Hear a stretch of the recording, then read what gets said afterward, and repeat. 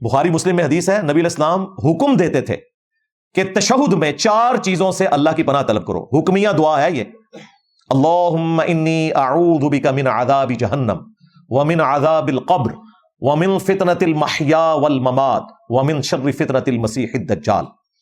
عذاب جہنم کے فتنے سے، قبر کے عذاب کے فتنے سے، زندگی اور موت کے فتنے سے، اور دجال، جھوٹے دجال کے فتنے سے.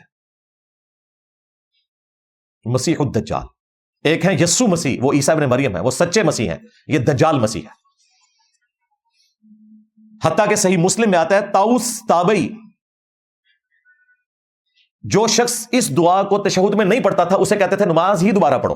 وہ اتنا غلو کرتے تھے اس مسئلے میں. ویسے یہ شرعی مسئلہ نہیں ہے، دروشی پڑھ لی آپ کی نماز مکمل ہے، لیکن طاؤس تابعی اتنا اس میں زور دیتے تھے کہ اگر کوئی نماز میں یہ دعا نہ مانگے وہ کہتے تھے نماز ہی دوبارہ پڑھو، نبی اسلام کا حکم ہے، اسے فالو کرو. یہ اتنی اہم دعا ہے. ان کو تو وہی 2-3 دعائیں سکھائی گئی ہیں، وہ بھی برحق ہیں، میں تو ساری مانگتا ہوں. بخاری مسلم میں حدیث ہے، جب تشہد میں دروشی پڑھ چکو پھر جو چاہو اپنے رب سے مانگو، جو سنت دعائیں آپ مانگ سکتے ہیں.